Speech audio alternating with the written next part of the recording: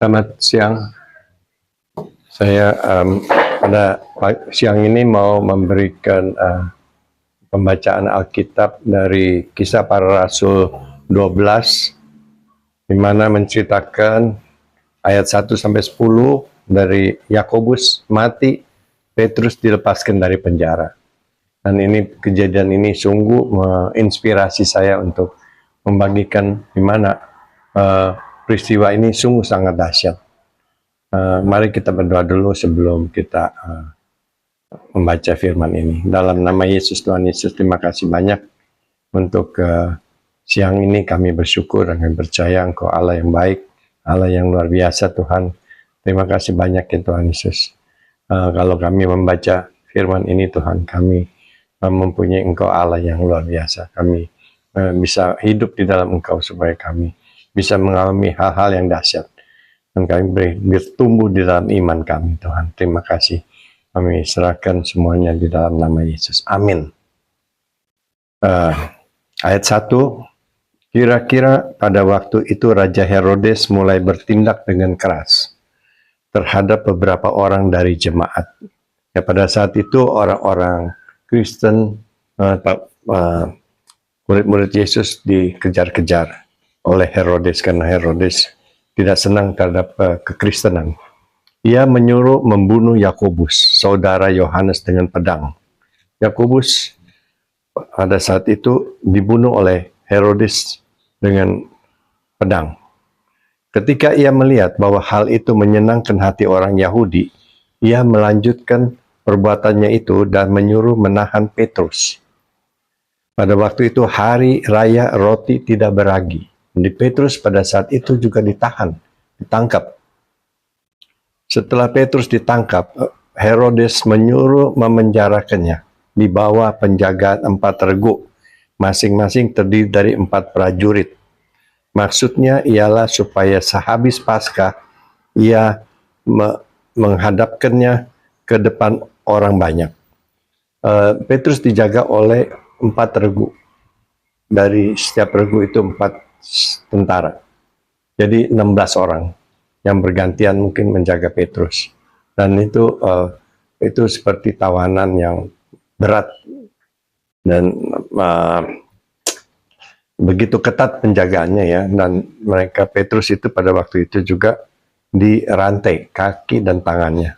Demikianlah Petrus ditahan di dalam penjara. Tapi jemaat dengan tekun mendoakannya kepada Allah. Dan jemaat di mana Petrus ada di situ, mereka sungguh-sungguh berdoa kepada Tuhan supaya Petrus bisa diselamatkan. Jangan seperti mengalami nasib seperti Yakobus. Pada malam sebelumnya Herodes hendak menghadapkannya kepada orang banyak. Petrus tidur di antara 2 orang prajurit. Prajurit bukan menjaga di luar, tapi di dalam penjara, di sebelah kiri kanan Petrus. Supaya mereka yakin kalau Petrus itu tidak lepas, tidak bisa melarikan diri. Padahal Petrus itu terbelenggu dengan 2 rantai. Selain itu prajurit-prajurit pengawal sedang berkawal di muka pintu. Dan selain itu ada juga prajurit yang menjaga di depan pintu penjara itu. Itu sungguh penjagaannya begitu ketat, dirantai, dan 2 prajurit sisi kiri, sisi kanan menjaga Petrus, dan di depan pintu penjara juga dijaga. Tiba-tiba berdirilah seorang malaikat Tuhan dekat Petrus dan cahaya bersinar dalam ruang itu. Waktu itu malaikat Tuhan datang dengan begitu hebat sinarnya. Malaikat itu menepuk Petrus untuk membangunkannya. Katanya, bangunlah segera. Maka gugurlah rantai itu dari tangan Petrus. Nah, pada saat malaikat itu datang, begitu hebat sinarnya gitu. Dan Petrus, saat itu Petrus nyaman saja, dia tidur. Walaupun kematian mengancam Petrus, tapi Petrus tidak peduli. Karena Petrus itu tahu nasibnya bukan sampai hari itu. Dia sudah mengenal Tuhan Yesus. Dia mengenal roh yang menjaganya. Petrus pada saat itu tidak akan mati, makanya dia tidur. Kita juga sebagai anak Tuhan, kita mesti mempunyai keyakinan seperti itu. Kalau Allah kita yang dahsyat akan membebaskan kita dari segala persoalan, segala macam kesulitan hidup, keuangan maupun apapun juga, penyakit, semuanya. Kita harus mempunyai iman yang dewasa di dalam rohani, supaya kita seperti Petrus ini, di dalam kesempitannya, di dalam kesusahannya, dia bisa tidur tenang. Sampai seorang malaikat datang, dia harus membangunkan Petrus. Lalu saya lanjutkan, lalu kata malaikat itu kepadanya, ikatlah pinggangmu, karena kena sepatumu. Pinggang itu, ikat pinggang berarti itu ikat pinggang kebenaran. Dan sepatu itu adalah sepatu mengabarkan Injil. Ia pun berbuat demikian. Lalu malaikat itu berkata kepadanya, kenakanlah jubahmu dan ikutlah aku. Dan dia harus mengenakan jubah supaya keluar dengan jangan kedinginan atau itu. Dan Petrus dikatakan, ikut saya, keluar. Lalu ia mengikuti malaikat itu keluar, dan ia tidak tahu bahwa apa yang dilakukan malaikat itu sungguh-sungguh terjadi. Sangkanya ia melihat suatu penglihatan, karena dia baru bangun tidur, dia belum sadar. Jadi bawah sadarnya masih belum bagus, dan dia merasakan kalau malaikat itu membawa dia keluar, rasanya seperti dia seperti mimpi. Apakah ini mimpi gitu? Tapi apa yang dilakukan malaikat itu emang yang sebenarnya gitu terjadi. Dan kita sering juga gitu. Kita meminta tapi kita tidak tahu apa yang Tuhan berikan kepada kita. Itu nyata atau tidak gitu. Kita harus yakin apa yang kita minta sama Tuhan. Itu Tuhan akan memberikan kita sesuatu apa yang kita minta gitu. Dan ini terjadi di mana Petrus ini di begitu ketat penjaganya. Dia dibawa keluar oleh malaikat itu. Ini ayat 10. Setelah mereka melalui tempat kawal pertama dan tempat kawal kedua. Kita bayangkan ya, ada kawal pertama, ada kawal kedua. Dan di dalam penjara ada 2 orang jaga kiri kanan. Ada kawal pertama, kawal kedua. Pintu semua terbuka. Pintu mereka sampailah mereka ke pintu gerbang besi yang menuju ke kota. Pintu gerbang besi itu di luar yang menghubungkan penjara itu dengan jalanan. Pintu itu terbuka dengan sendirinya bagi mereka. Sesudah tiba di luar, mereka berjalan sampai ke ujung jalan. Dan tiba-tiba malaikat itu meninggalkan dia. Petrus dibawa dengan aman sampai keluar, tanpa ada seorang pun yang mengetahuinya dan bangun pada saat itu. Itu sungguh suatu hal yang sangat fenomenal. Dan hal itu tidak terjadi sampai sekarang. Sungguh luar biasa.